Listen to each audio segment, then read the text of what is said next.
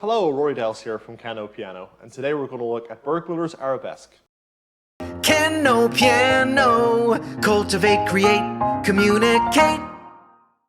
This is an incredibly popular little piece, and I mean every time I play it for a student, and maybe there's a selection of other pieces that they want to choose from, like this generally tends to be the one that almost everyone goes for.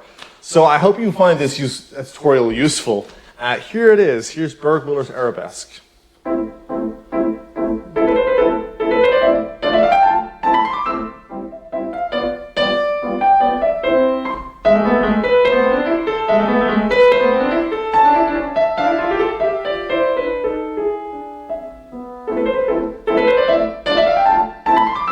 Etc., etc. So, oh my goodness, this is a really fun little piece. And by the way, if you're not familiar with Burgmüller's pieces, you might want to check some of them out. I mean, there are, I'd say, at least half a dozen little pieces by Burgmüller that are really worthwhile playing. This is probably one of the most popular of those pieces. We're in the key of A minor. We're allegro scherzando. For those of you who are familiar with the term scherzo, of course it means joke. So it's fast and joking. Now, one of the things that I think you might look at with this piece, and it might actually put you off a little bit, is the metronome mark. It says crotchet or quarter note equals 152. And if I just take my metronome and I set it to 152, it comes out like this.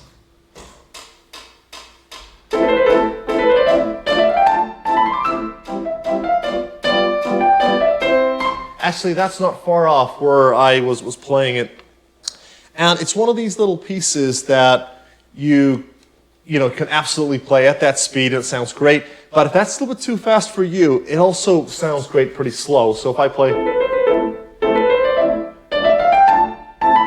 And so what I'd recommend you do is, if you're starting to learn this piece, take it at a speed that you feel you can play it fluently, consistently, easily. And what we'll do in the course of this tutorial is talk about some techniques and methods that you can use to bring maybe a little bit of speed into it, if should you want to play it a bit faster or even at the recommended tempo.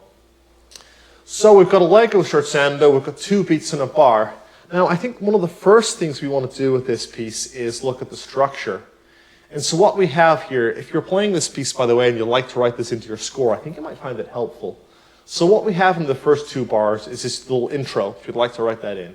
So 2-bar intro, and then we've got the first theme. Let's call it A. So if you'd like to write a capital letter over the A theme, that'll be a really good guide.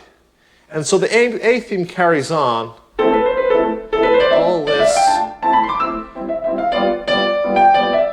And here, of course, we've got the repeat. You want to make sure you do the repeat. I didn't do it first time just for demonstration purposes. But we get the first time bar, and then we're back to the start. It carries on, and then we go to the second time bar. Now, the next section, at the start of you can see we've got sort of forward-facing repeat marks. That's the B section, the second section. So if you'd like to take your pencil and write in B there, we've got...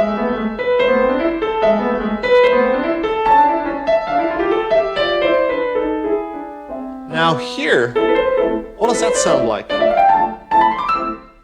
So, if you guessed A section, you'd be quite right. So there, where it says a tempo or in tempo, you want to write in the A once again.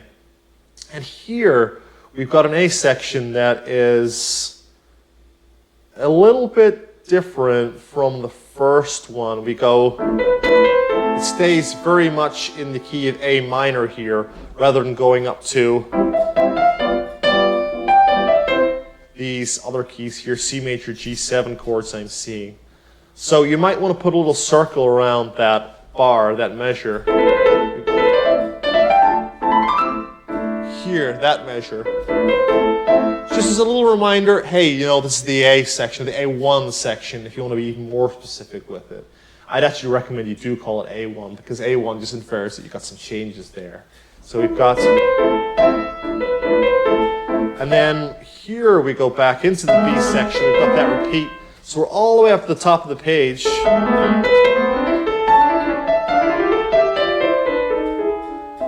Back to the A1 section. And then here, What I think I would do is I would write coda. It's a little tail, a little ending, C-O-D-A. So in the second time bar that goes like this. Excuse me. Then we want coda written in there. Now, why is that important? Why is that necessary? Well, when you come to play this piece, what you'll notice is it's in a ternary form.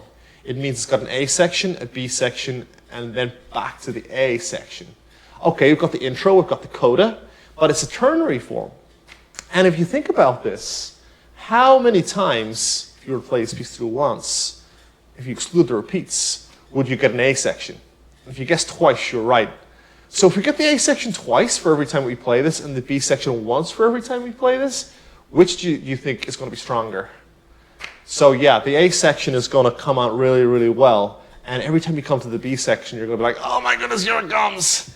And that makes sense, right? Because it's had the least amount of attention just because of the way the piece is designed. So this is a little tip I like to give all my students. When you're playing a piece in ternary form, always start with the B section. Because that way, if you can repeat that B section over and over again and give it that time to settle, then when you come to learning the A sections, then playing the piece all the way through, those B sections feel really strong and you feel really good about going into those. So let's do that now, actually. We're going to start right at the B section. And we have here the theme in the left hand. Now, this is actually another reason why I'd recommend that you start with the B section, because which is generally stronger, a right hand or a left hand? Now, for those of you who are right-handed, of course you're going to say the right hand. But even for those of you who are left-handed and you're playing, at this sort of early intermediate level, what I think you'll also say is right hand, because the melody usually comes in the right hand, right? So that way it's going to get that worked out a little bit more, but the left hand just needs a little bit more attention at this stage. So starting with the B section smart move. Now let's see. One of the first things I recommend you do when you're learning anything kind of new is just kind of run what you're working on just to get a feel for what's involved. I would recommend, by the way, playing this piece from start to end, hands together a couple of times, just to get that feel for what's involved with the whole piece. Well, let's assume you've already done that. We're starting from the B section.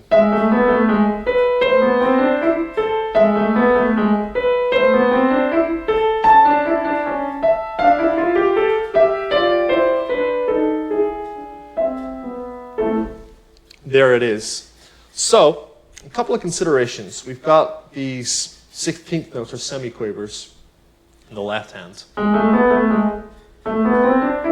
And I'd recommend you play those first of all. So what you want to do, you'll notice you've got a slur and then this little staccato at the end of the slur.